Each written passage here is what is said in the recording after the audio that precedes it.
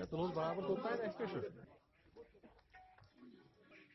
पर कोई हिंदू बरादरी के उतने बंदे नहीं थे, तो हम पहले ही गए यहाँ पर उनके यहाँ।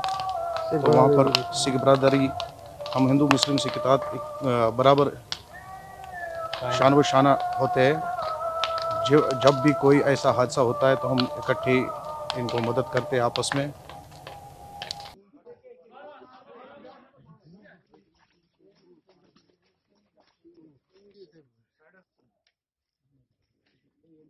हम हिंदू भी एक ही हैं, मुसलमान भी एक ही है, सिख भी एक ही है। हम इकट्ठे आके इधर आके हर एक आदमी को इसी तरह निभाते हैं जिस तरह आज हमने हिंदू धर्म की एक औरत को यहाँ निभाया है।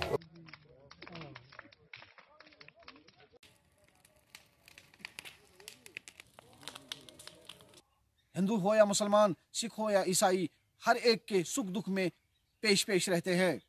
इसी भाईचारे को कायम दायम रखने के लिए आज मटन के लोगों ने एक बार फिर इस मिसाल को ताज़ा कर लिया। किसी शायर ने क्या खूब कहा है, मजहब नहीं सिखाता आपस में बैर रखना। फयाज लुलू, ETV भारत, मटन, अनंतनाग।